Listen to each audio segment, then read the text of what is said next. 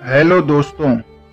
आज मैं एक पिता की कहानी आपसे शेयर करूंगा। आपने माँ के बारे में तो बहुत सुना होगा, बहुत जगह पढ़ा भी होगा।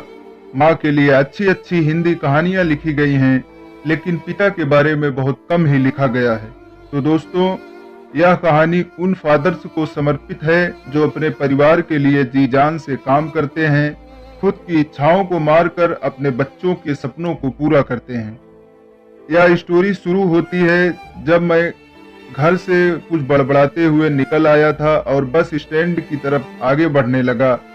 मैं मन ही मन बड़बड़ा रहा था, पता नहीं कितने पैसे छुपा के रखे हैं, लेकिन मेरे एक बाइक के लिए पैसे नहीं दे सकते।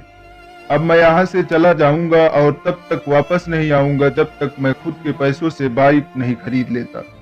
इतना सोच ही रहा था, तभी मेरे पैर में से कुछ चुभने का एहसास हुआ। नीचे देखा तो समझ आया कि जल्दबाजी में पापा के जूते पहन आया हूँ। उन जूतों में कील उभरी हुई थी जो मेरे पैरों में बार बार घाव किए जा रही थी, लेकिन उस समय गुस्सा इतना अधिक था तो मैं बड़बड़ाते हुए आगे बढ़ गया। एक एक मुझे याद आया कि मैं पापा का पर्स भी साथ ले आया हूँ। मेरे खुरापाती दिमाग में एक ख्याल आया, क्यों ना आज पापा का पर्स चेक किया जाए जिसे आज तक उन्होंने किसी को हाथ तक नहीं लगाने दिया। पता नहीं कौन सा खजाना छुपा है इस पर्स में जो किसी को हाथ नहीं लगाने देते।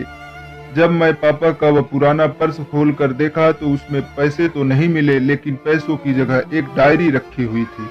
तब मैं सोचा, ओ यह तो खजाना छुपा रखा है। मैं समझ रहा था कि यहाँ पापा ने लिखा होगा कि किससे कितने लेने हैं और किससे कितने पैसे दिए हैं, लेकिन मैं गलत था। जब मैं उस छोटी सी डायरी का पहला पेज खोल कर देखा तो वहां पर जो लिखा था वो थोड़ा सीरियस कर देने वाला था।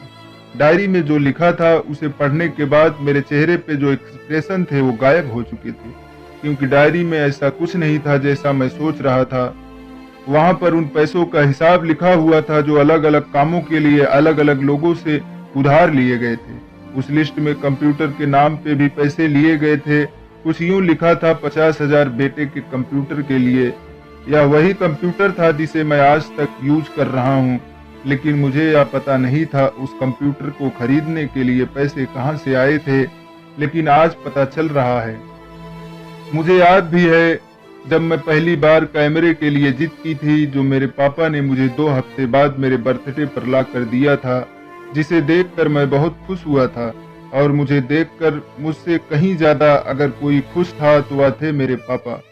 अब मेरे चेहरे से गुस्सा एकदम गायब हो चुका था। जब मैं आगे का पन्ना पलटा तो वहां पर कुछ इच्छाएं लिखी हुई थी। पहली जो 20 थी उसमें जो लिखा हुआ था, अच्छे जूते पहनना। यह बात मेरी कुछ समझ नहीं आई। तभी मेरा पांव अचानक सड़क पर भरे हुए पानी पर जा पड़ा और तभी मेरे पांव में कुछ गीलेपन होने का एहसास हुआ। जब मैं जूता उतार कर देखा तो उसका तला टूटा हुआ था।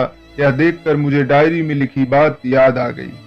तभी मुझे माँ पापा की कई बातें भी याद आ रही थी कि जब कहा करती थी पापा से तो जूते पुराने हो गए, नए ला दीजिए, तो पापा अक्सर कहकर टाल दिया करते थे, जूते अभी और चलेंगे, अभी कुछ दिन पहले तो लिए थे। मुझे आज समझ आ रहा था कि कितने दिन और चलेंगे। साथ ही साथ यह भी समझ आ रहा था कि पापा का पर्स क्यों छुपा कर रखते थे। तभी उस डायरी को पढ़ते हुए बस स्टैंड पर पड़ी बेंच पर आकर बैठ गया। जब उस डायरी का आखिरी पन्ना बचा हुआ था, उस पन्ने को जब मैंने पलट कर देखा तो वहां कल की डेट लिखी हुई थी। तारीख के नीचे लिखा हुआ था 50,000 रुपए बाइक के लिए। बस इतना पढ़ा और दिमाग सन्न रह गया। अब मेरे मन में कोई सिकवा गिला नहीं बचा था। अब मेरी आंखों से आंसू चले जा रहे थे। मुझे आज तक नहीं पता तब मैं क्यों रोए जा रहा था। अब मैं जल्दी से घर की तरफ भागा, लेकिन जूतों की वह कील पांव में अब तक घाव बनाने में कामयाब हो चुकी थी। मैंने जूतों को रास्ते में ही निकाल कर फेंक दिया और भागते लड़खड़ाते हुए घर जा पहुंचा, लेकिन पापा घर पर नहीं थे। मैं समझ गया वह कहाँ थे। मैं सीधा पास वाली बाइक एजेंसी की तरफ भागा। पता नहीं आज कहां से इतनी ताकत आ गई थी कि मैं भागते हुए थक नहीं रहा था, और वह भी बिना जूतों के नंगे पैर। जैसे तैसे मैं बाइक एजेंसी पर पहुंचा। पापा वहीं थे। मैं पापा को दौड़कर गले लगा लिया और मेरी आंखों से आंसू रुकने का नाम ही नहीं ले रहे थे। पापा को समझ नहीं पा रहे थे कि आखिर वो क्या कर रहे हैं, मैं क्यों रो रहा हूँ। मैंने पापा से कहा मुझे मोटरसाइकिल नहीं चाहिए, आप अपने लिए जूते ले लीजिए। अब मैं आज से जो भी करूँगा अपनी मेहनत से अपने बलबूते पर पढ़ लिख कर करूँगा। दोस्तों बस इतनी सी ये कहानी थी।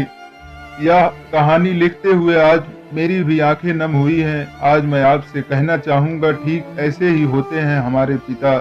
हम अक्सर देखते हैं कि हम अपनी माँ से हर बात शेयर करते हैं और माँ भी इसके बदले में हमें बहुत प्यार देती है।